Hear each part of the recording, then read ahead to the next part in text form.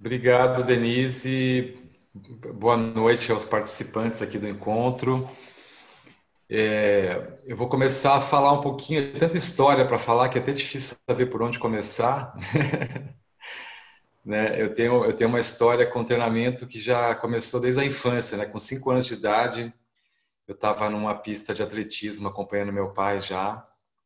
Tem muitas memórias, muita coisa que eu aprendi ali ainda estão comigo até hoje, né? Coisas muito essenciais de biomecânica da passada. Meu pai ele tinha um grupo de atletismo. Meu pai trabalhou com muita coisa, né? Meu pai ele é muito dinâmico.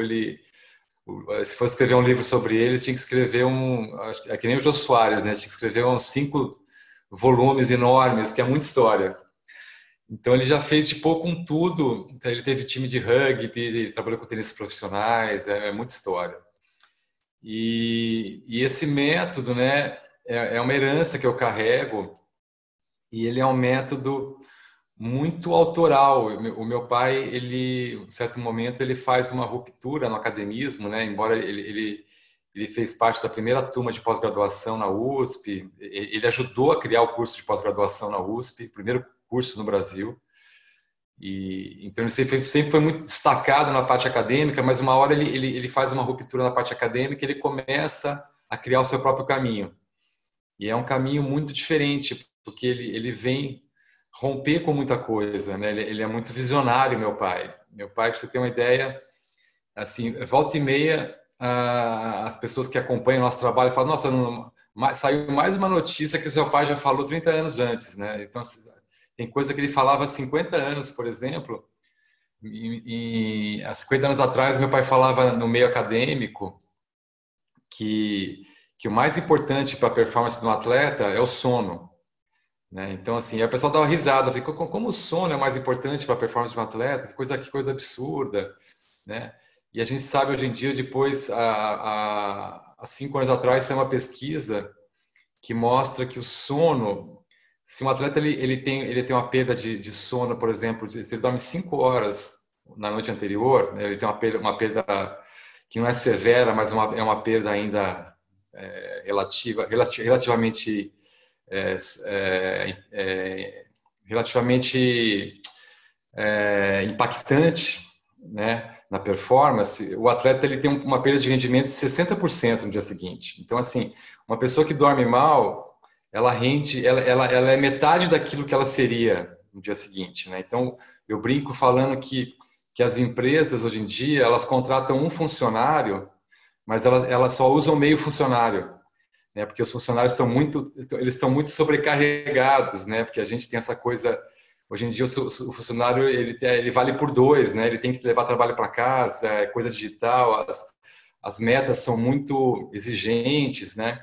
Eu lembro que eu estava numa padaria outro dia, eu vi uma mulher comentando exatamente isso, que ela falava que a vida dela, ela trabalha. Eu falei: minha vida é só trabalho, eu trabalho, eu chego em casa, tem que cumprir meta, tem que bater meta, e aí fim de semana eu trabalho, sábado eu trabalho, domingo eu trabalho. Então o trabalho acabou invadindo, né, as outras instâncias da vida, e a gente vive um processo hoje em dia bastante complicado, onde a gente esqueceu daquilo que é essencial, né? E eu me sinto cada vez mais herdeiro de um conhecimento perdido, né? De coisas muito básicas que a gente foi esquecendo, né? Como o que a gente chama eu chamo de a base fundamental da vida, né? Que são os pilares essenciais que sustentam a nossa saúde, que é sono, alimentação e movimento. Na verdade, essa ordem é um pouco diferente. A ordem certa é sono, atividade física e alimentação, né? O sono é o mais importante, é o mais impactante na nossa saúde. Depois vem a atividade física, diferente do que as pessoas pensam, que a alimentação é mais importante. Eu vou explicar depois por quê. Então,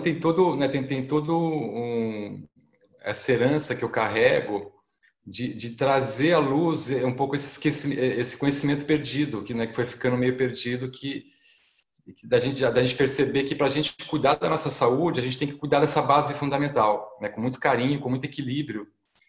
E aí eu vou falar um pouquinho sobre isso. E antes disso, eu queria falar um pouquinho sobre o título da palestra, né, que é o músculo da alma, que é a chave da sabedoria corporal, né, porque na verdade é o subtítulo do meu livro. O título é o músculo da alma. E o músculo da alma é exatamente essa desconstrução da gente perceber que o ser humano, por uma questão de organizar as coisas, ele foi dividindo as especialidades em departamentos separados, né? Isso acontece muito na minha área. Se você pensa no conhecimento corporal, ele é totalmente separado, não existe uma integração entre conhecimento corporal, né? Então, assim, não existe, as áreas não se integram, elas não se conversam. E isso eu percebi muito claro quando eu fui fazer meu livro. É que meu livro é uma pesquisa durante 12 anos, eu fiquei fazendo uma pesquisa afetiva que eu falo, tentando decifrar alguns dos maiores enigmas do treinamento físico e do conhecimento corporal, porque tem muita coisa que é difícil explicar porque é assim.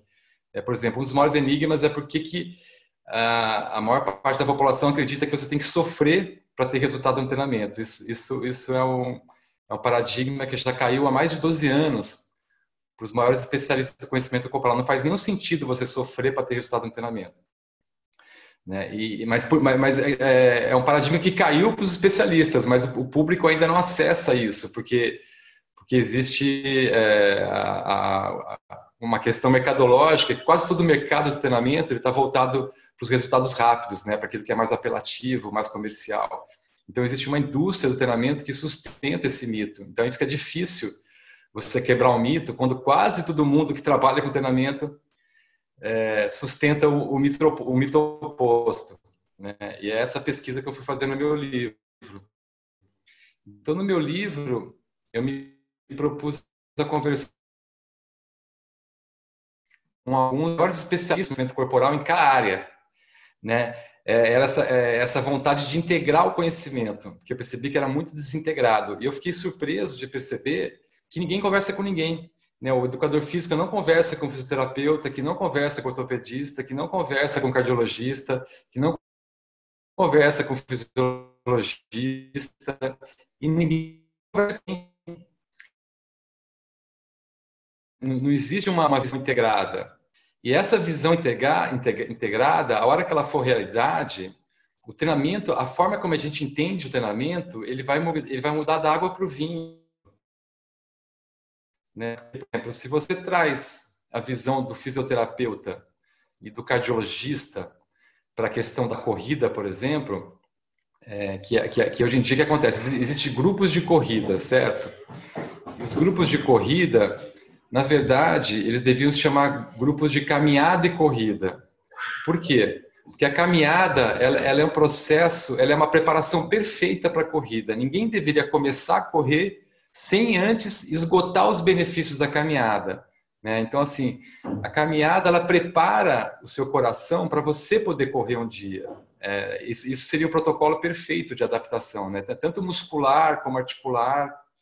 Então, assim, existem várias distorções, porque o mercado está voltado muito para suprir essa demanda do aluno, que é sempre a pressa de resultado. Então, eu falo que a pressa e o imediatismo destroem os fundamentos do treinamento físico, né? Porque realmente as pessoas têm muita pressa de resultado e o mercado acaba abraçando isso, porque o mercado dá aquilo, né, o que o cliente pede, né? E o que eu venho botar em questão, assim, o que faz um bom consultor?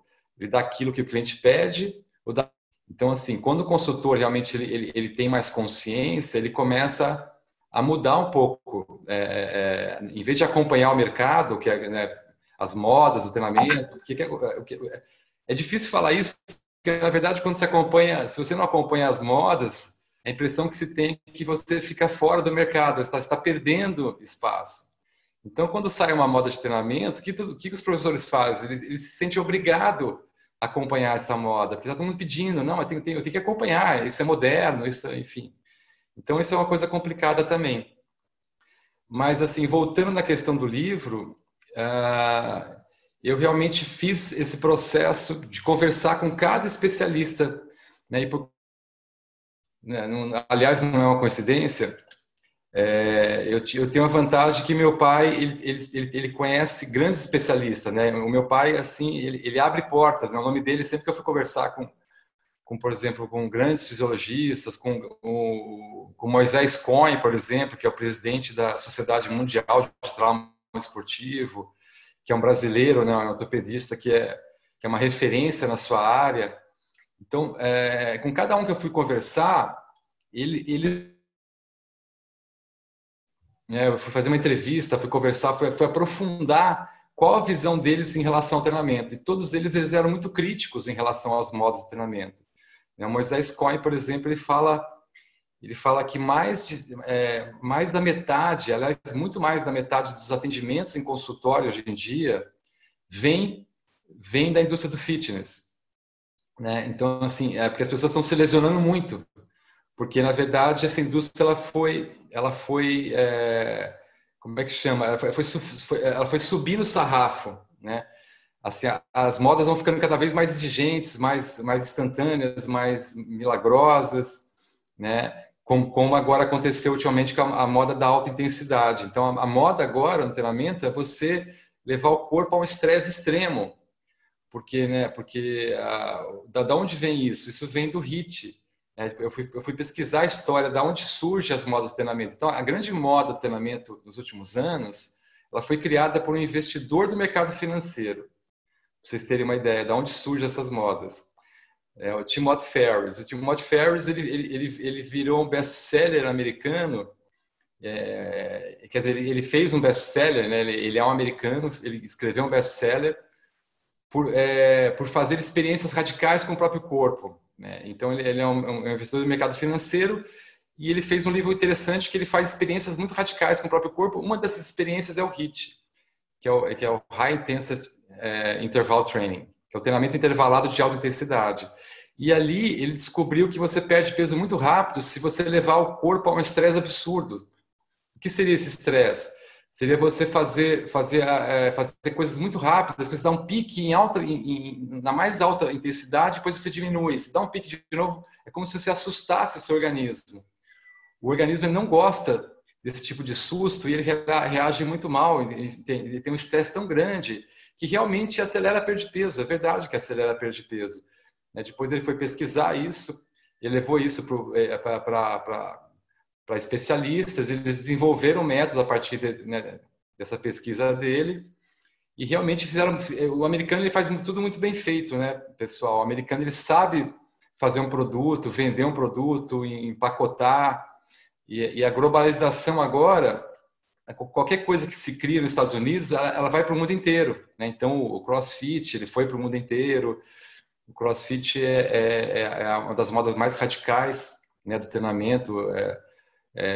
Na verdade, na história do treinamento, nunca existiu um treinamento tão intenso quanto o CrossFit, né? As pessoas às vezes vomitam, desmaiam durante o treinamento, né? Então, assim, então existe uma distorção muito grande e é atrás disso que eu fui tentar pesquisar. Por que é assim, né? Onde começa isso? E aí eu descobri que, na verdade, eu fui estudar a história do treinamento físico, né?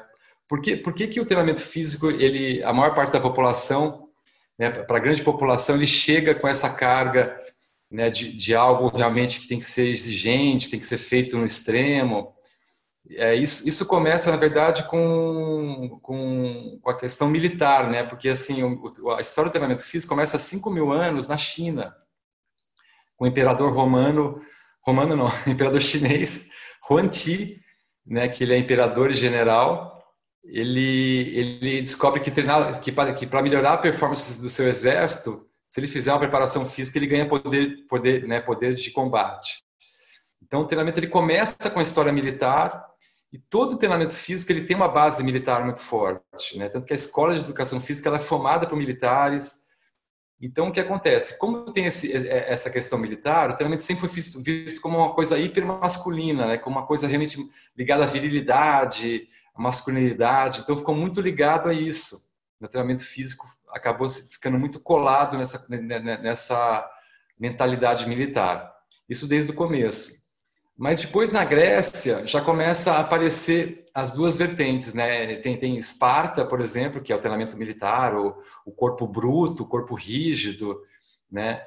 E tem Atenas, que é o corpo filosófico, o corpo criativo. Já começa a ter rupturas. Tem a yoga, que aparece também já há 4.000 anos.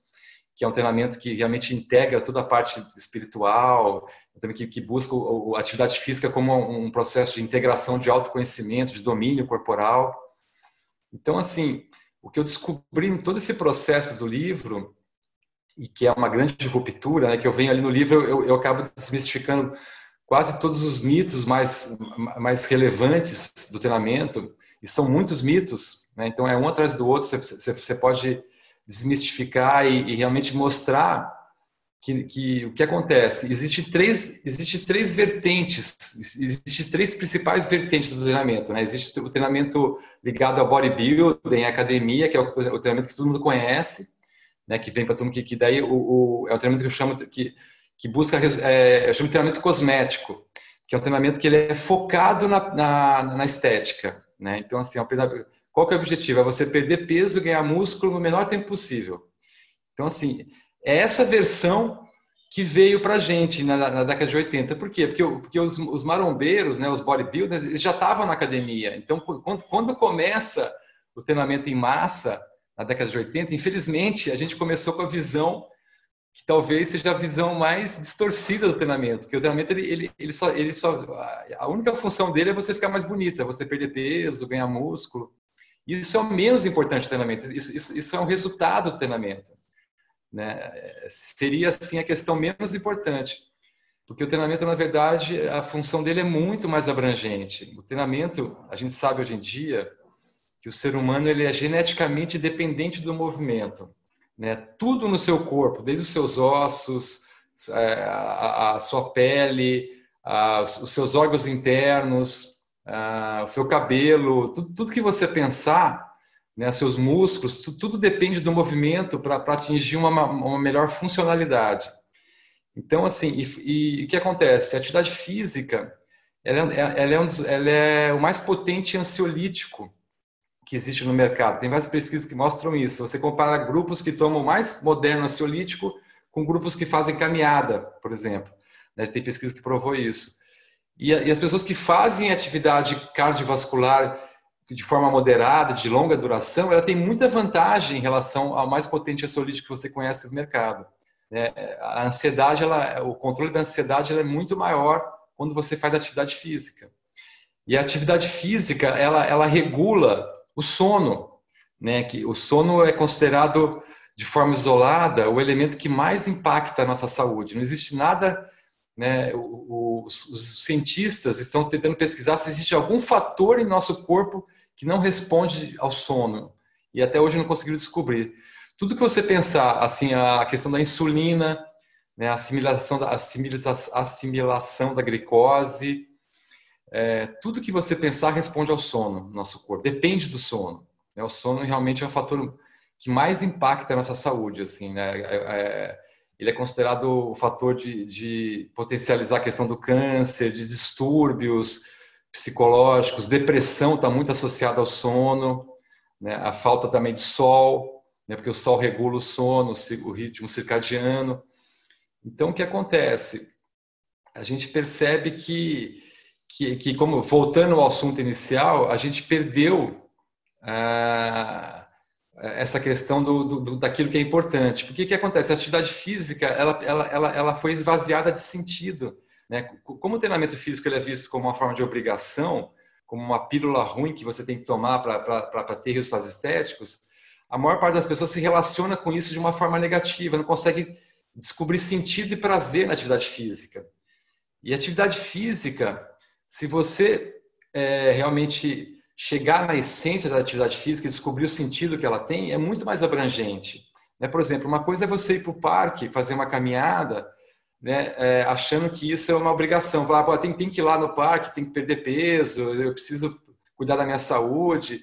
Se você vê assim, o tempo não vai passar, vai ser uma coisa horrível, vai ser uma obrigação. Você está associando mentalmente aquilo a uma forma de obrigação. Então, você não pode ter prazer, né? Porque obrigação é sinônimo de chatice, é coisa que você está se obrigando a fazer aquela coisa chata.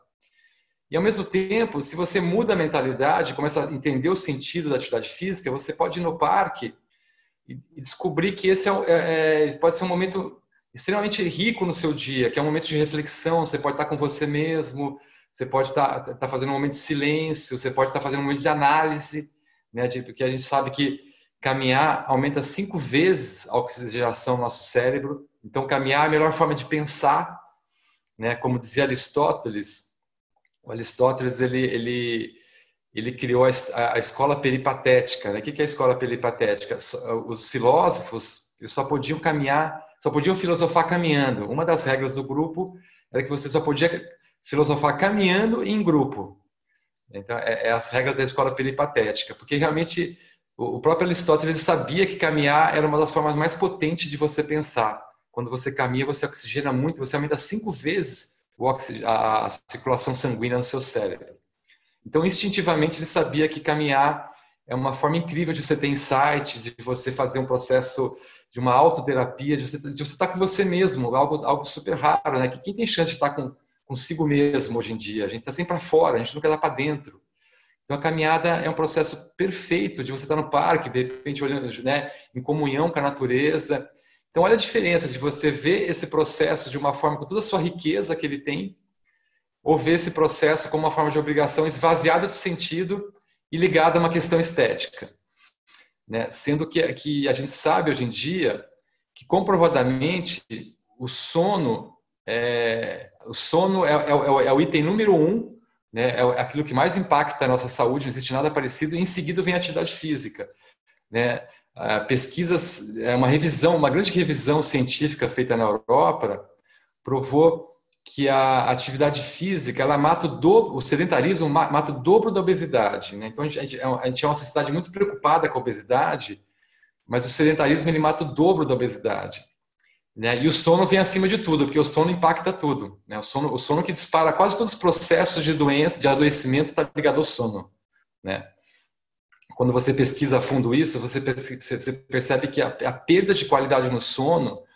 E o que acontece? Infelizmente, a gente é uma população cada vez mais de pessoas que dormem muito mal, porque os nossos hábitos, eles são hábitos que impactam muito diretamente a qualidade no sono, né? Vocês devem ter amigos que dormem meia-noite, 1 hora da manhã, 2 horas da manhã, ficou comum, né? Virou uma coisa comum você dormir tarde.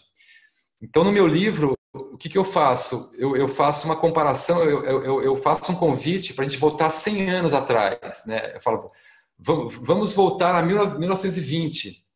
Como é que era a vida em 1920? A vida em 1920, pessoal, os pilares essenciais da nossa saúde estavam muito preservados, né? As pessoas, para você ter uma ideia, a gente tem informação que as pessoas caminhavam em média 7 a 8 quilômetros por dia. Quase a grande maioria da população caminhava, porque não existia carro, né? Você tinha que se locomover, você era muito mais ativo, você estava sempre mexendo. A questão do sono, as pessoas iam dormir. Sabe qual era a média de horário em 1920 que as pessoas dormiam? 8h30, 9 horas. As pessoas iam dormir, não existia vida noturna, não existia televisão, não existia nada. As cidades ainda eram mais pequenas, não existiam essas capitais, essa loucura que aconteceu das grandes capitais, da concentração urbana. Não existia violência como existe hoje em dia. Por quê? Porque a gente estava muito mais equilibrado. Era um mundo muito mais lento, mais pacato, né? Então, assim, os pilares essenciais. E a alimentação? A alimentação, então, era uma maravilha. Não existia supermercado, não existia produção industrial, não existia indústria alimentícia, existia mercearia. Tudo era natural. As pessoas comiam. Tudo era orgânico, porque é tudo feito ali do lado, em hortas, não tinha quase agrotóxico. Então, olha só o que a gente perdeu em 100 anos. A gente ficou milhões de anos se adaptando a um tipo de vida e agora em 100 anos o mundo enlouqueceu. O que acontece é que a gente está vivendo um mundo que cada vez mais todas as doenças estão explodindo no mundo. A gente nunca viu isso anteriormente. É um mundo que cada vez mais as pessoas perderam o rumo, né? As pessoas trabalham demais e esqueceram da base fundamental da vida, né, que é cuidar do sono, da alimentação. E é isso, gente. Se você cuidar da base fundamental da vida, você não adoece. Eu vejo meu pai é um grande exemplo. Meu pai tem 82 anos, ele faz ginástica olímpica, ele corre 5 vezes por semana, ele nunca entrou no hospital. Minha mãe é a mesma coisa, minha mãe tem 80 anos também, os dois são formados em educação física, então os dois têm uma relação com o corpo, né, muito especial. Então, assim, a gente perdeu o rumo mesmo, né? E é isso que eu venho, é essa voz que eu venho trazer, essa voz de desconstrução. A gente precisa retomar o rumo das coisas.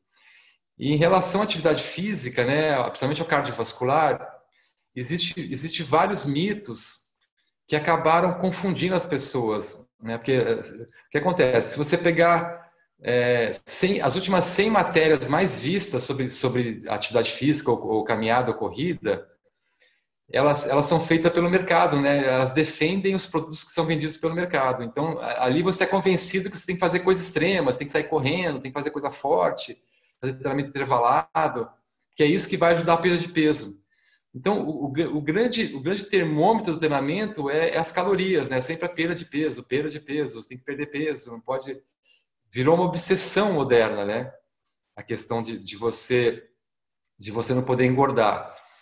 E que isso... É claro que a obesidade ela é um fator de risco, mas o que aconteceu? A indústria ela criou um ideal de perfeição inatingível. Isso foi subindo ano a ano.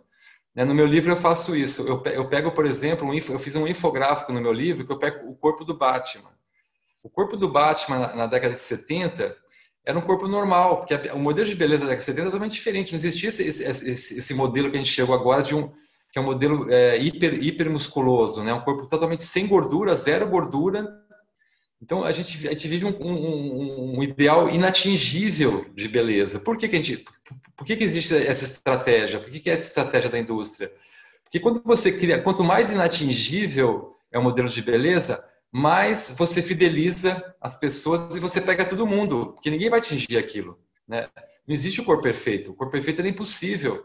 Porque o que acontece? Por que pareça, as pessoas que estão mais próximas do corpo perfeito são as mais satisfeitas. As pessoas que estão na academia, elas nunca estão satisfeitas. Dá sempre para ganhar mais músculo, ganhar mais alguma coisa. Então, você nunca tá...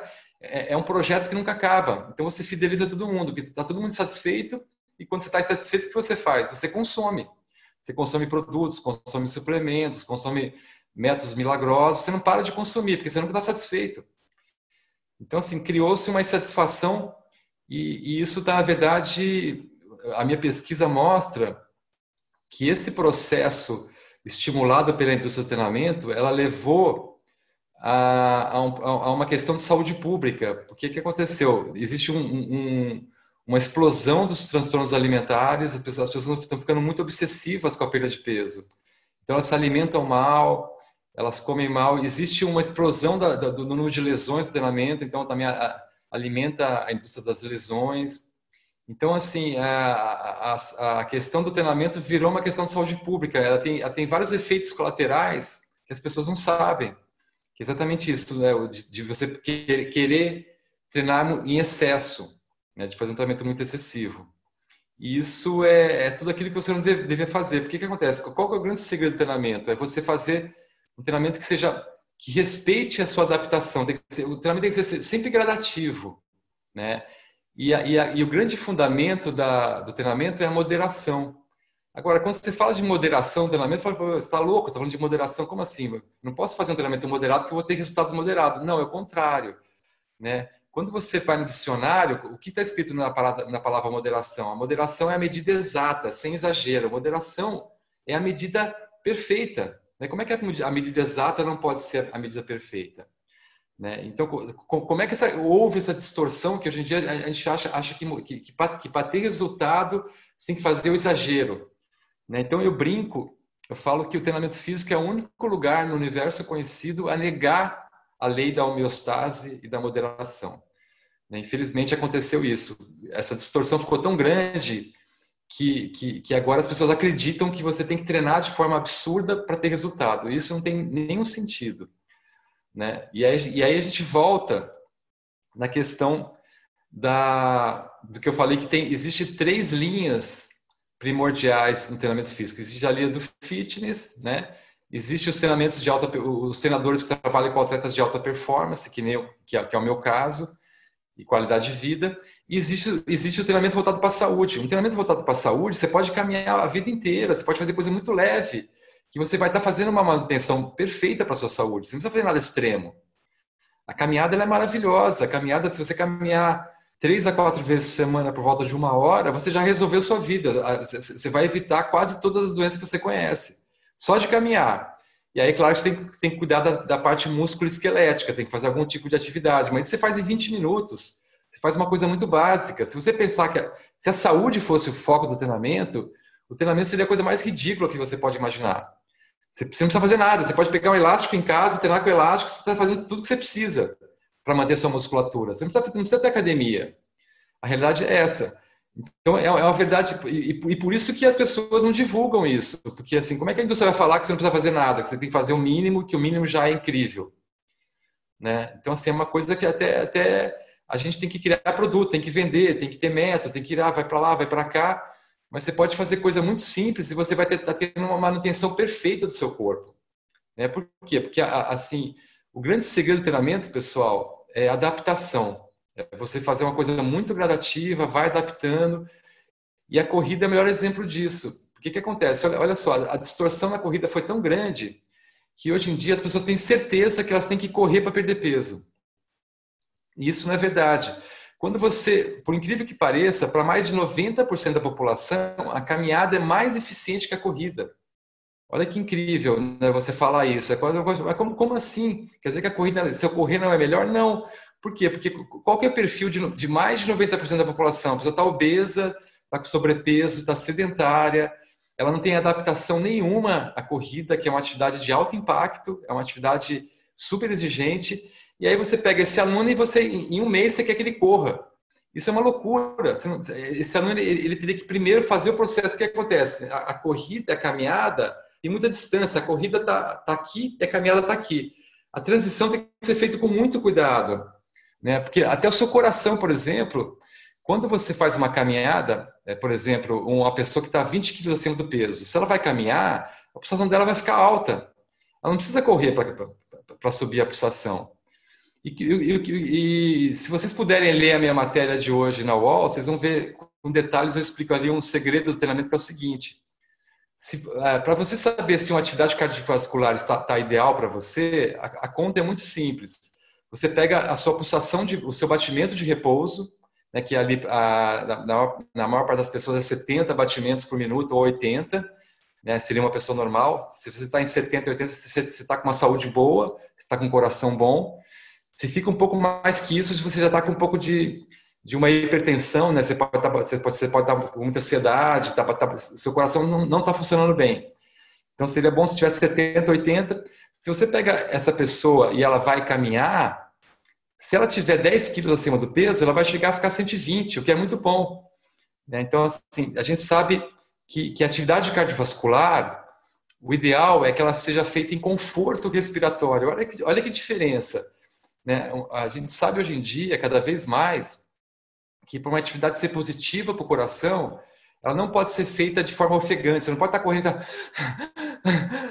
Se você está fazendo isso, você está causando um problema. O seu coração ele não gosta de sofrer, né? Eu brinco assim, a principal regra do treinamento é que o seu coração ele não gosta de sofrer, né? Então, assim, se você causa sofrimento ao seu coração, fazendo treinamentos muito ligado à competição, você vai ter problema lá para frente, você vai ter arritmia, você vai ter vários problemas, né? Como várias pessoas que eu conheço hoje em dia que estão mais velhas, que foram atletas. Por quê? Porque o grande mito é que, na verdade, performance não é saúde, né? Eu falo que performance e saúde são os dois extremos do treinamento físico.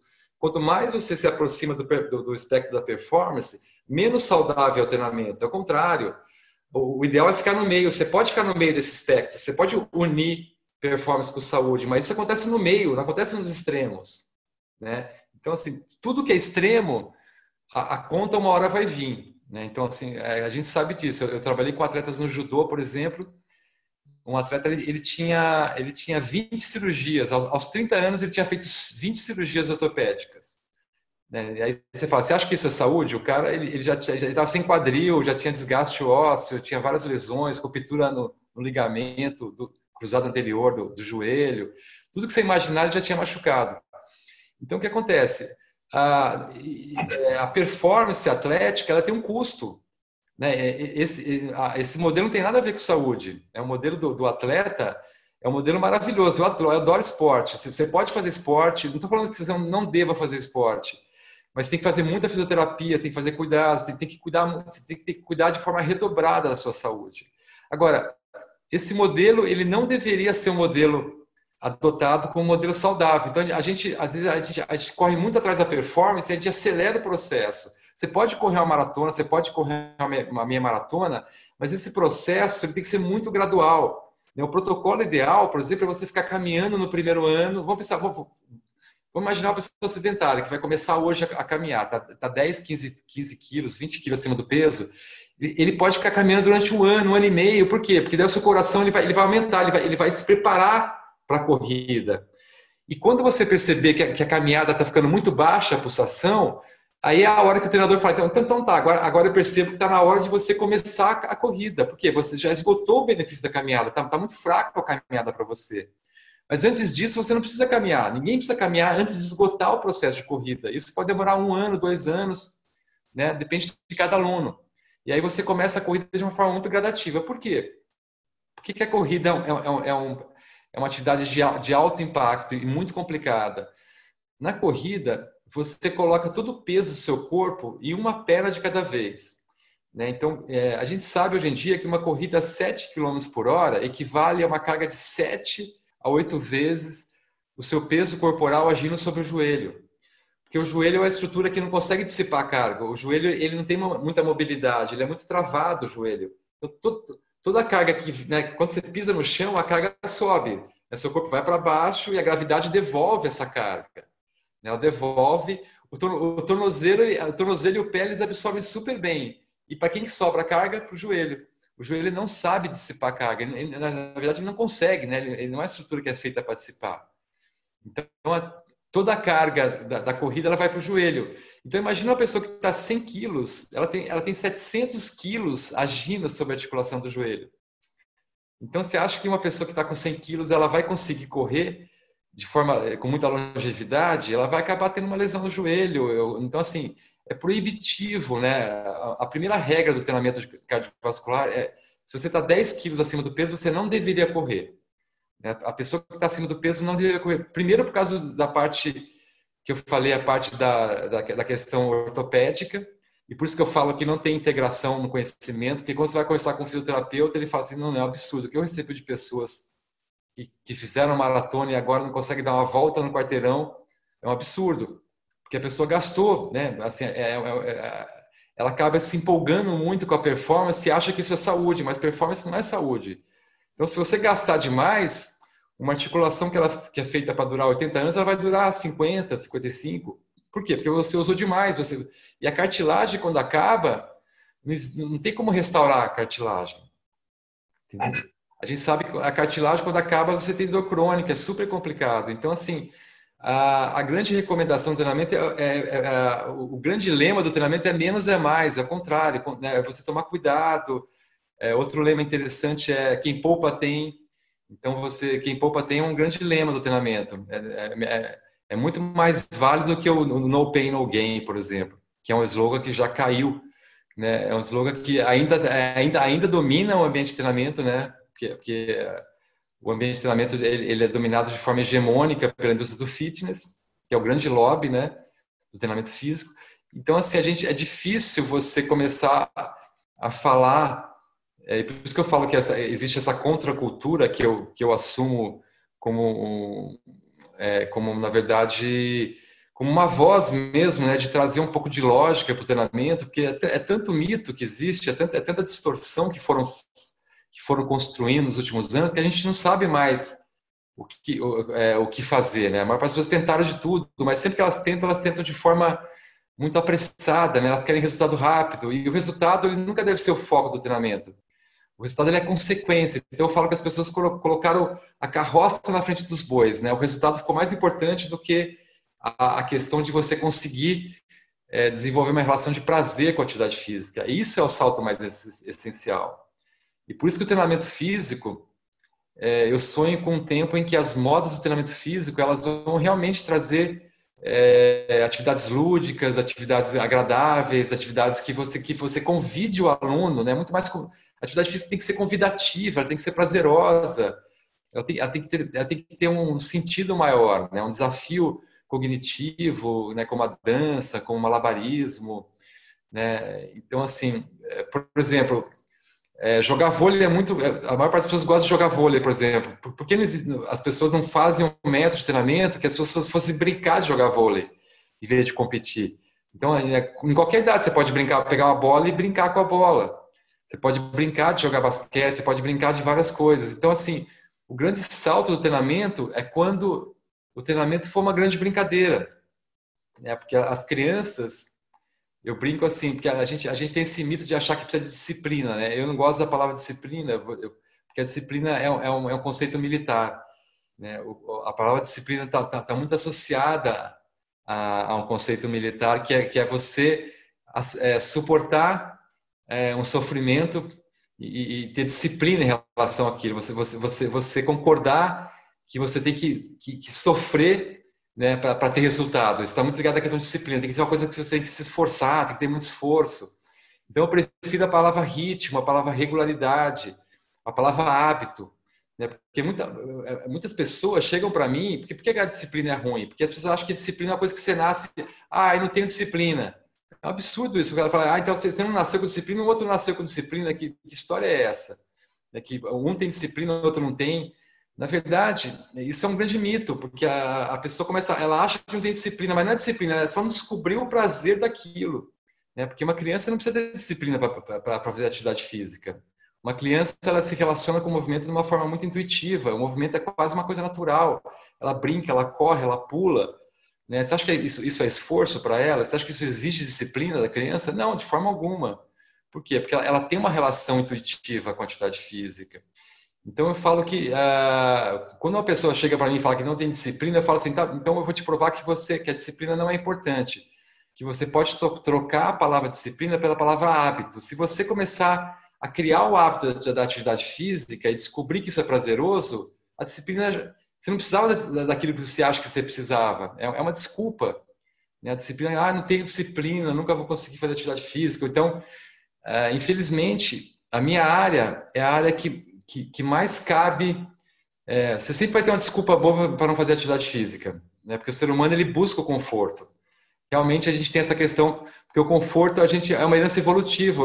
A gente sobreviveu graças ao conforto. Você buscar o repouso, buscar o descanso. Então, assim, a gente tem uma herança evolutiva que a gente busca. Qualquer momento, se você puder deitar, descansar, é sempre bem-vindo para o corpo, porque a gente tem que ir atrás de comida, a gente tem atrás de trabalho, a gente tem que produzir. Então, assim, o conforto realmente ele é bem visto, né? Ele é bem-vindo. Então, assim, a gente sempre vai ter uma desculpa para fazer atividade física, mas o que acontece? Se você descobre o prazer da atividade física, aquilo não vira mais uma obrigação. Para mim, por exemplo, a atividade física é como se fosse um encontro com a pessoa amada. Assim, é o momento que eu mais espero no dia. Né? Para mim, o melhor momento do meu dia é a hora que eu vou fazer minha atividade física, que eu vou fazer um processo que eu sei que para mim é muito importante, que regula a minha ansiedade, regula todo o meu metabolismo. Então, assim, a atividade física realmente ela é a coisa mais importante da nossa vida e isso acabou virando uma coisa ridícula, esvaziada de sentido, uma coisa só estética. Né? Quando, na verdade, a atividade física, a gente sabe que é um dos maiores pilares da saúde mental hoje em dia. Se você não tem essa atividade física, você está em processo de perda de saúde. Né? Você está em processo de adoecimento lento e gradativo. Né? Só de não estar ativo, só de você não estar em movimento. Por quê? Porque a vida é movimento. Né? O ser humano, a gente é dependente do movimento para estar em equilíbrio. Se você não está fazendo atividade física, se você não está dormindo bem, você está em processo lento e gradativo de adoecimento. E não precisa ser assim.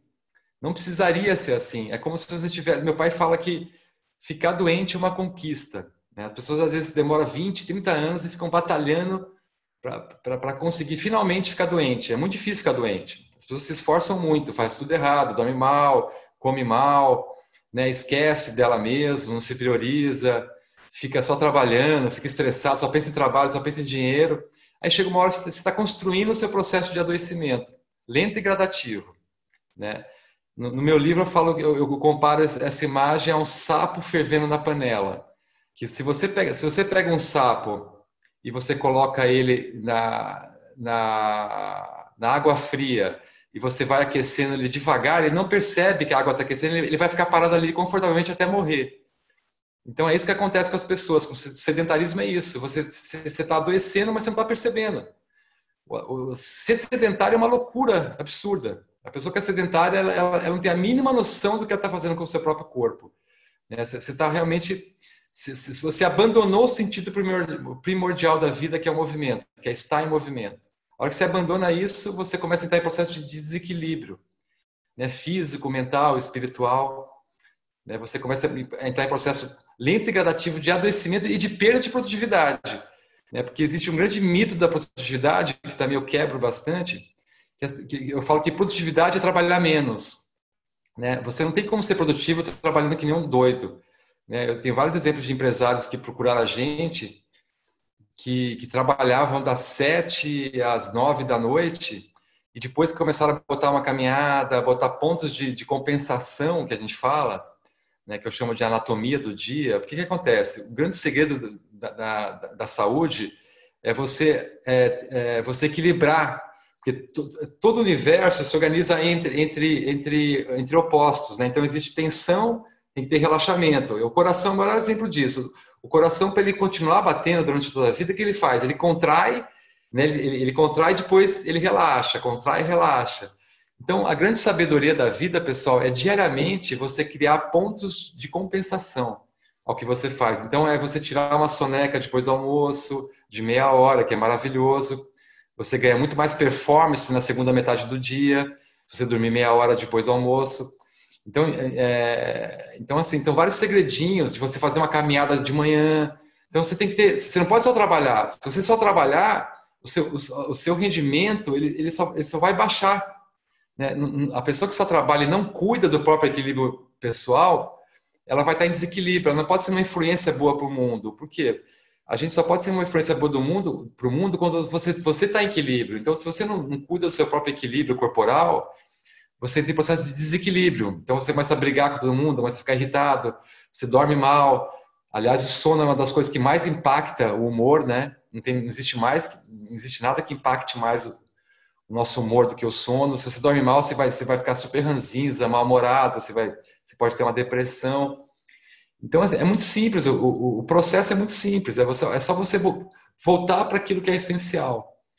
Né? E com isso você vai ter muito mais produtividade. Né? Tem um aluno nosso que é um grande empresário, que é o Márcio Appel, que ele é um dos donos da Grão Sabor, né? Que faz sachês, e o depoimento dele é esse. Ele fala que depois de um ano de trabalhar com a gente, ele chegava no trabalho às 9 e saía às 7. Em vez de chegar às 7 e sair às 9, ele inverteu.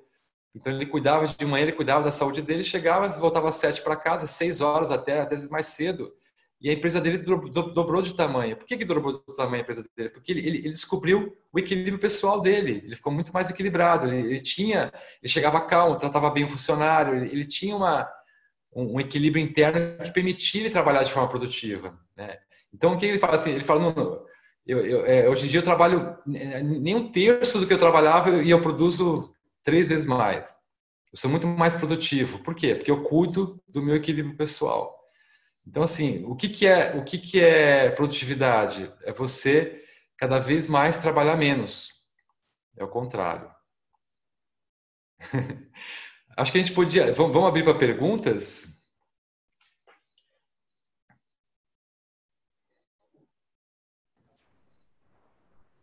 Eu tenho várias. Vamos lá, Denise. Posso começar com a primeira? Pode. Você fala muito de sono, Nuno. E aí eu queria saber se existe um número de horas ideal ou se ela realmente varia de pessoa para pessoa. Porque eu conheço pessoas que dormem 5 horas por noite e acordam super bem, outras precisam de 9 para acordar bem. Tá. E se essa que dorme 5, se sentindo bem, se o desempenho dela é tão bom quanto aquela que precisa de 9 e dorme 9. Tá. Então, primeiro assim, o sono, essa pessoa que fala que dorme 5 e acorda bem, isso não existe. Isso está provado que é uma mentira. Jura? Ela se acostuma a dormir 5 horas e ela se acostuma a ter pouco sono, tá? Mas o impacto disso na saúde vai ser brutal, assim, ela vai ter tanta coisa negativa desse hábito que é até difícil enumerar para você, assim, o impacto disso na saúde. Então, assim, a gente sabe hoje em dia que você tem que ter 7 a 8 horas de sono, isso é o mínimo, Tá. qualquer pessoa. Agora, existem dormidores longos e existem dormidores curtos. Então, o dormidor curto ele vai ficar bem com 7 horas, o dormidor longo ele vai ficar bem com 10 horas, 12 horas, Uhum, uhum. entendeu? Então, assim, então a diferença é essa. Mas, assim, menos 7 horas, você está tendo uma perda brutal de saúde. Você está acelerando o adoecimento e está perdendo tempo de vida. Né? Você vai viver muito menos. Ok, E agora, obrigada. e agora a questão do sono, as pessoas não sabem o que é dormir bem, o que é dormir com qualidade. Para você dormir bem, você tem que fazer uma coisa que chama cerimonial do sono. Para você dormir bem, existe mais de 10 itens essenciais, né? Que aí cada um deles tem que ter um aprofundamento muito grande, que é, por exemplo, você tomar sol, você ficar exposto ao sol é muito importante, evitar a luz muito forte à noite é outro, né? Existem várias coisas, você ter uma digestão bem feita, comer leve à noite é outro, né? Você tentar não tomar muita água à noite também é importante, você não acordar na madrugada. Existem várias questões, o café é um grande inimigo do sono, né? O café, o último cafezinho, o ideal é tomar 2 shots de café por dia. A cafeína é um dos maiores inimigos do sono.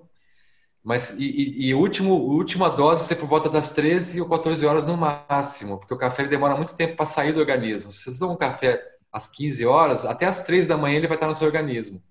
Nossa. Você demora para eliminar a cafeína. Então, assim, e aí vira um efeito. O café tem um efeito rebote, né? Se você fica muito viciado na cafeína, quanto mais cafeína você toma, mais cansado você fica, ao contrário. Porque o café, ele faz você gastar muita energia e depois você tem uma baixa. Aí você toma mais café, gasta muita energia, tem outra baixa. E você começa a ficar dependente de uma coisa que vai consumir a qualidade do seu sono. O café é o grande ladrão, né, de qualidade de sono, porque você fica viciado numa coisa, porque o que acontece? Você dorme mal, acorda sem sono, o que você vai fazer? Enche de café. Aí enche de café, dorme mal, você cria um ciclo vicioso, na verdade. Então o café realmente tem que tomar muito cuidado, mas ele não faz mal. Se for 2 shots, né? 2 shots é dois meio copos de café até as 13, 14 horas no máximo. Tá? E aí existe. Perdão, continua. Fala, pode. Não pode falar, Denise, Não, pode falar. não, ainda em relação a esse número de horas de sono, né? Tem pessoas que a gente diz que são notívagas, né? Que são da noite, e tem outras que é relógio biológico, tem outras que acordam cedo e acordam super bem.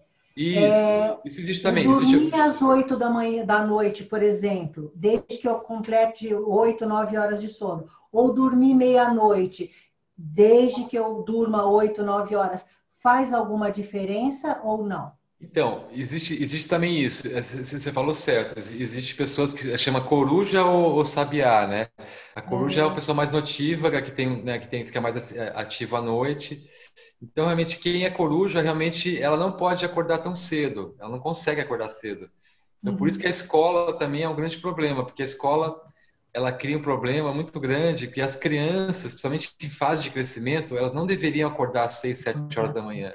Porque tem uma fase do sono que acontece nessa hora. É uma fase muito importante do sono, que se você perde essa fase, se você acorda, se você interrompe, realmente você tem grandes perdas. A gente sabe hoje em dia que adolescentes, por exemplo, que têm perdas de sono, eles têm a tendência a ter depressão um pouco mais tarde. Então, assim, então essa perda de sono é bem complicada. Mas faz diferença, assim, o sono, pelo menos, a gente devia respeitar a janela das 11 horas da noite. Se você vai dormir até as 11 horas da noite, já é bem positivo. Tá. A qualidade do sono, se você dorme nesse horário, já é muito melhor do que dormir à 1 da manhã. Você perde muita qualidade. Então, realmente, dormir da 1 às 9 não é igual de dormir das 11 às 7. Legal, legal. Tá ótimo, obrigada. O Mais Sérgio Ruth perguntas? levantou a mão. Não sei se ele quer fazer a pergunta, Ruth. Oi, Higuchi. Mas ele tem que abrir o áudio dele, Abre não seu abriu o áudio. microfone, Riguchi. Tem que clicar no microfone. Calma aí. Tá comigo aqui, eu acho. Desculpa, Ruth. Foi? Boa noite. Boa, Alexandre. Parabéns, Boa noite. Dona, pela aula aí que você nos deu. Eu sou tenista amador, pratico uma Maravilha. caminhada moderada, pratico Maravilha. tênis há 20 e poucos anos. E a pergunta é o seguinte: qual é a medida para o peso ideal, considerando a minha altura, que é 1,78 m, e se o tipo sanguíneo ele interfere na alimentação de cada pessoa? Olha, Higuchi, a questão do peso ideal é a coisa mais complicada que existe. Assim, o peso ideal, ele varia muito, a estrutura óssea, então assim, não existe um padrão de peso ideal. Eu falo que o ideal é você estar um pouquinho acima do peso, né? Principalmente depois dos 40 anos. A mulher, por exemplo, para você ter uma ideia, depois dos 40, o próprio corpo da mulher, ele estimula que ela acumule gordura. Por quê? Porque isso previne a osteoporose, que é um problema grave da mulher depois dos 40. Então, o próprio corpo, ele defende.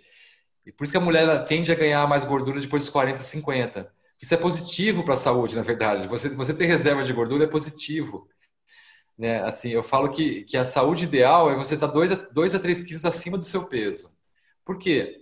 Porque quando você está muito próximo do seu peso ou um pouco abaixo, se você tiver que fazer uma cirurgia de emergência, você não pode. Então, assim, a gente tem que sempre pensar que a gordura ela é positiva. Assim, um pouquinho de gordura é maravilhoso para o seu corpo. Né? Você está 1 quilo acima do peso, 2 quilos é muito positivo. Você tem muito mais saúde estando acima do peso do que está no peso ideal. Então, o peso ideal é uma coisa que depende muito de pessoa para pessoa. Então, não precisa ter essa preocupação tão excessiva assim. Né? É bom ter uma reservinha de gordura. Para a saúde é maravilhoso você ter uma reserva de gordura, porque às vezes numa emergência, por exemplo, no Covid. Pensa se você começa um processo de uma infecção de Covid estando no peso. O risco de você morrer é muito maior. Se você está um pouquinho, você vai perder peso, né? Se você tiver uma infecção, se tiver um processo hospitalar, você vai perder muito peso. Então, é positivo que você tenha um pouquinho acima do peso. E em relação, depois a segunda pergunta, você perguntou em relação à questão da alimentação. Tipo sanguíneo. O tipo sanguíneo, eu sei que tem várias pesquisas sobre isso que falam que influencia, com certeza influencia. E a alimentação é uma coisa que não existe regra, cada pessoa tem que testar. Por isso que tem muita moda, né? Tira a lactose, tira glúten, isso não faz o menor sentido. Porque assim, a própria lactose, olha que interessante, quando vem essas modas, se você tira a lactose, você desenvolve, as pessoas que não eram intolerantes à lactose, elas ficam intolerantes à lactose depois que elas tiram. Porque o nosso organismo, quando você não bebe leite, ele para de fabricar lactase. Então, assim, o nosso organismo ele é inteligente. Quando você para de tomar leite, ele para de fabricar a enzima que quebra o leite. Aí você fica intolerante ao leite. Né? A mesma coisa acontece com o glúten. Então, a gente está vendo que existem muitas modas, muita distorção que levam as pessoas a seguirem coisas que não fazem muito sentido. Né? E a alimentação ela deve ser pensada de forma individual. Você tem que testar o que serve para você e você vai experimentando. Poxa, eu como, sei lá, por exemplo, a pessoa fala que carne faz mal. Não, a carne vermelha tem algumas proteínas que só existem na carne vermelha. Então, assim, tem gente que não consegue ser vegetariana, por mais que tente, né? Porque às vezes vai sentir falta de B12. Então, assim, nada faz mal. O grande segredo da alimentação é você fazer uma coisa realmente, você ter uma escuta do seu próprio corpo.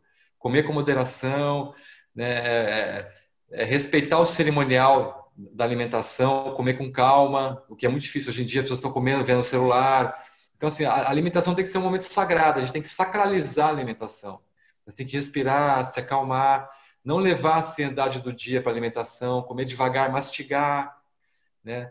Isso é um processo, o ideal é que a alimentação fosse um processo meditativo. As pessoas sempre falam as pessoas sempre falam que é importante meditar, mas você pode meditar comendo, você pode meditar lavando louça, você pode meditar caminhando.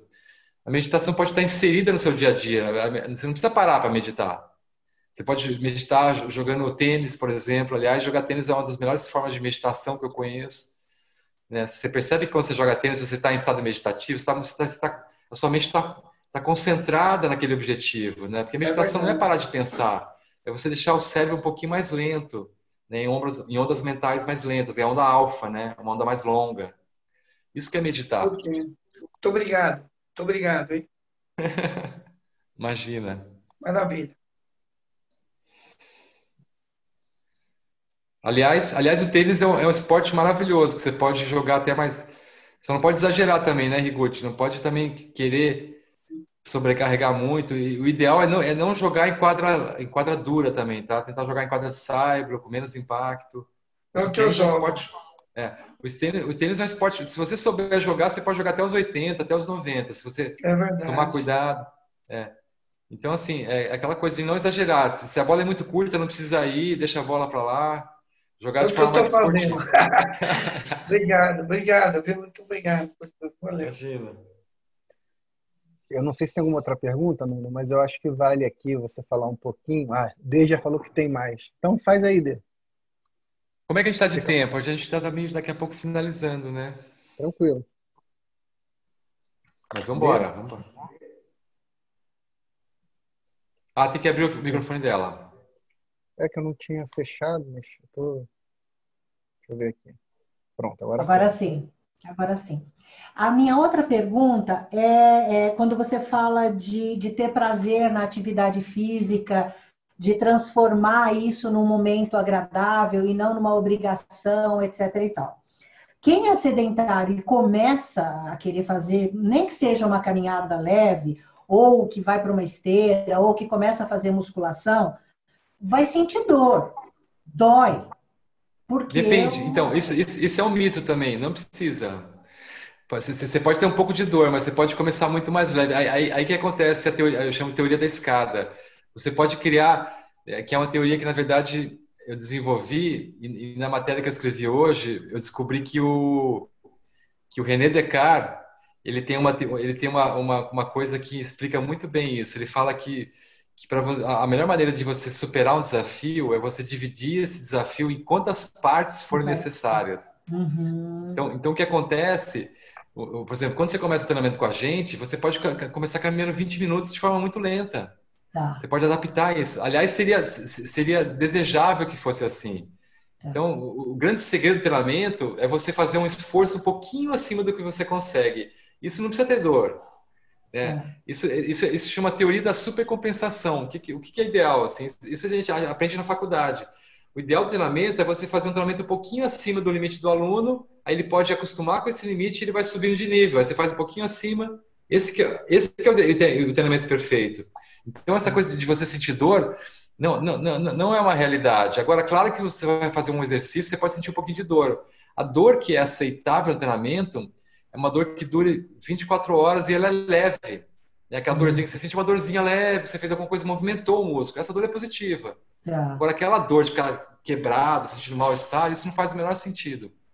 Tá. Porque quem vai ter vontade de fazer alguma coisa se é para ficar sentindo dor, que é o que a gente ouviu muito do no pain, no gain, né? Quer dizer, tem que doer porque senão não está funcionando. Isso. Então, esse mito é completamente furado. Isso não faz o menor sentido. A ciência do esporte não apoia essa teoria. Essa teoria é a teoria do bodybuilder. E por que ela existe? Porque para o pessoal do bodybuilding, eles realmente têm que sofrer muito, porque eles querem ficar muito musculoso, eles querem ter muita hipertrofia. Então, para o marombeiro faz sentido. Esse conceito só se aplica ao marombeiro. Se você realmente quiser virar uma montanha de músculo, você vai ter que sofrer que nem um doido. Você vai ter que fazer coisa muito pesada, mas daí é um objetivo diferente, entende? Essa que é a distorção.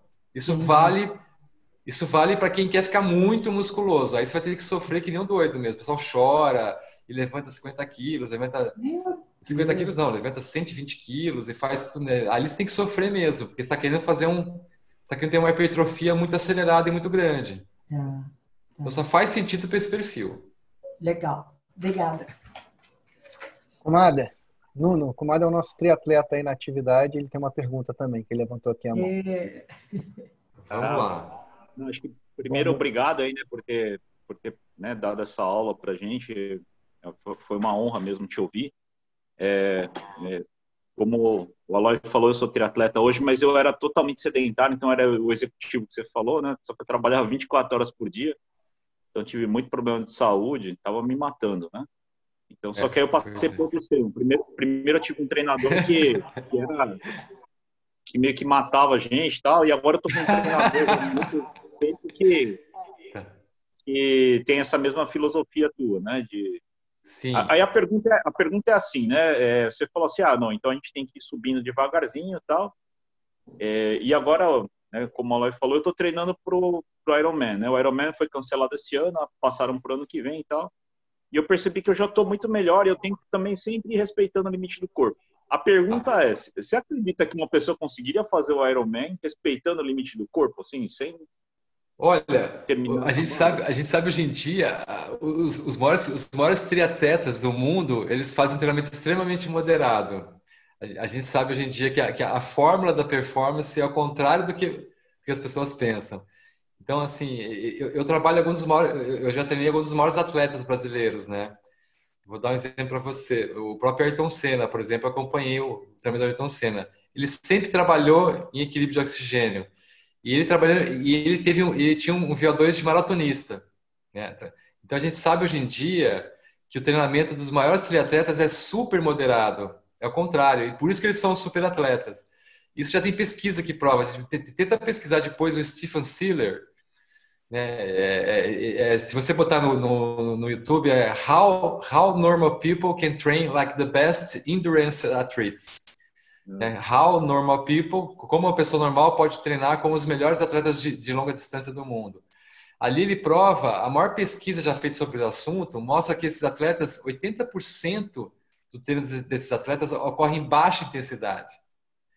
Então, assim, ninguém sabe desse segredo. Então, quando você pega treinador que tem uma linha de treinar de forma muito... Então, o que eu te indico é procurar um treinador consciente. Assim, procurar um treinador que realmente saiba trabalhar com alta performance. E para trabalhar com alta performance, você não pode ter outra medida senão a moderação. Você tem que treinar muito menos. Aí você vai ter resultado. E tem que treinar em baixa intensidade. Então, parece um contrassenso, né? Pouca gente sabe disso, mas hoje em dia, com esse fisiologista americano, ele fez um TED explicando isso em detalhes. Foi feita uma grande pesquisa que durou mais de 10 anos para descobrir os segredos dos grandes atletas. E o segredo dos grandes atletas é treinar em baixa intensidade, é treinar em conforto respiratório. Então, você tem que fazer uma corrida muito leve, aí você vai começar a render muito mais. E todos os maiores atletas do mundo, eles fazem isso. Perfeito. Obrigado. Então, na verdade, assim, Márcio, para você melhorar seu tempo, você vai ter que treinar muito, você vai ter que fazer um trabalho de alicerce cardiovascular, treinar com muito mais conforto. A pulsação tem que ficar mais baixa. Na verdade, o grande segredo é você trabalhar abaixo do seu limiar anaeróbico. Tenta descobrir. Você já fez um ergospirométrico ou não? Já fiz. Já fiz o VO2, né? Então, aí você tem que... Basicamente, assim, eu estou passando uma fórmula resumida, mas tem que tentar trabalhar com um técnico que tenha consciência, que seja um técnico de alta performance realmente. Porque tem muito técnico que acha que é de alta performance, mas ele faz fórmulas que não funcionam, entendeu? Não, entendi. Tá legal, obrigado. Imagina. Aliás, eu até posso dar um exemplo. Eu vou dar um exemplo para vocês, né? Eu treino o Guilherme Samaia, é um piloto que me procurou em 2005 e ele fazia um treinamento standard, assim, com personal training, de trabalhar de curta distância, alta intensidade. E depois de 3 anos treinando comigo, e ele sempre treinou, eu fiz ele correr devagar. Porque no primeiro teste que a gente fez, ele fazia uma corrida leve e ficava 170 a pulsação. Porque o trabalho cardiovascular, ele faz aumentar a cavidade do coração. Então, para você fazer um trabalho que você aumente a cavidade do coração e aumente as artérias, ele tem que ser feito em baixa intensidade. Então ele treinou depois de 3 anos trabalhando, né, fazendo um trotinho leve. Ele foi fazer um teste no centro, nos maiores centros de treinamento da Europa, e ele foi um dos únicos 6 atletas da história desse treino, desse centro, a ganhar nota máxima, a conseguir terminar o teste. Então, assim, ele partiu de um ponto sem adaptação nenhuma à corrida, em 3 anos ele virou um super atleta. mas trabalhando sempre em baixa intensidade. Tá? Entendi. Então, é um pouco diferente do que o pessoal conhece. Se você quiser, eu até te indico pessoas que fazem esse tipo de trabalho. Você tem que procurar técnicos de atletismo mesmo, pessoal que trabalha ali com alta performance mesmo. Tá? Tá legal. Obrigado. Tem mais uma pergunta aqui, acho que acho que Davi. a gente tem tempo para a última pergunta do David, né? E aí a gente encerra. David, eu estou tentando... agora foi. Agora sim. Beleza. Olá, boa noite a todos. Muito obrigado aí pela palestra, foi muito legal. E aí eu tenho uma pergunta, né? Assim como o Sérgio Gucci, inclusive influenciado por ele, hoje eu sou um tenista amador, né? Só que, e até uma consequência, até do mercado, como você comentou, eu também sou um pouco dessa geração aí no pain no gain, de ir para academia, e sempre fez fazer isso, na verdade. E aí até influência de uma pessoa que eu sou acostumada, milagre da manhã, adoro caminhar de manhã para iniciar meu dia, oxigenar um cérebro. Então, assim, eu sou bastante ativo, tá? E aí, a minha namorada, que inclusive assistiu a palestra comigo, né, que eu cheguei na TV aqui, ela ficava me cutucando toda hora, tá vendo? Ela tem essa pegada muito de consciência, né, do movimento, e ela, assim, e aí, assim, juntando tudo isso, a pergunta é, o que seria o equilíbrio? Porque, por exemplo, eu sou um cara que eu treino 2 vezes por semana, faço pelo menos 2 jogos, então já pratico tênis pelo menos aí 4 vezes, e aí, às vezes encontro o chute aos domingos para jogar quinta vez, e coloco academia de 2 a 3 e caminho, sei lá, todos os dias. Então, o que seria um número ideal ou o equilíbrio dentro disso tudo, sabe? O que você tem que perceber, então, assim, o excesso de exercício, ele causa um envelhecimento precoce. A gente não sabe disso, mas o exercício, se ele for feito em excesso, ele é muito prejudicial. E a gente conhece atletas que praticam fundo, por exemplo, atletas que fazem longa distância, maratona, né? Esse atleta ele tem um envelhecimento muito acelerado, tanto das estruturas quanto do organismo mesmo, né? Tem cabelo branco muito rápido. Então, assim, realmente você tem que tomar cuidado com o excesso. O excesso você tem que maneirar, porque, assim, uma hora essa conta pode vir. Então, isso não quer dizer que seu corpo é feito de vidro, tá? Seu corpo não é... Você pode fazer provas extremas, mas você tem que ter muito mais cuidado com fisioterapia preventiva, tem que fazer um processo de alongar, você tem que alongar bem, tem que fazer uma yoga, tem que fazer você tem que cuidar do seu corpo. Então, realmente, tem que tomar muito cuidado com o desgaste, porque a atividade física ela vira um vício, né? E é difícil falar que a atividade física pode ser um vício negativo, mas é verdade, ela pode ser um vício que pode, se você não tomar cuidado, ela pode virar contra. Eu falo isso porque eu estou com 54, pessoal, e eu conheço vários amigos meus que estão com 50 e que estão muito mal, né? Estão muito mal porque fizeram muito exagero. Então, assim, o que eu falo é que você pode exagerar durante 10 anos, você pode exagerar durante 15 anos, mas basicamente, se você exagerar durante 20 anos, a conta não vai ser boa. Isso é bom eu te avisar, assim, que a gente tem que ter realmente uma consciência de perceber que a atividade física ela pode ser muito negativa. A gente não sabe disso, não se fala muito nisso, mas assim, todo excesso é ruim, né?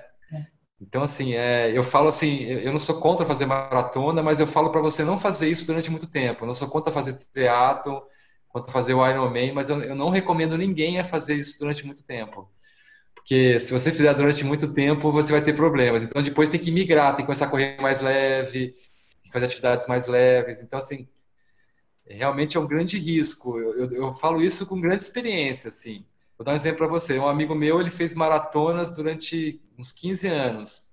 E agora ele não consegue dar uma volta no quarteirão. Ele não tem mais quadril, ele fez várias cirurgias. Então é complicado. Assim, o cenário disso... Eu falo que a performance... Ela não deveria ser um processo que você acaba ficando sem cartilagem, sem quadril, né? Isso não deveria ser o auge da performance. Então a gente não pode se apegar muito à competição. A gente tem, com o tempo, a gente tem que começar a tirar o pé do acelerador, tá? Mas assim, enquanto é jovem, pode usar, pode exagerar, pode fazer, mas não pode durar muito isso, tá?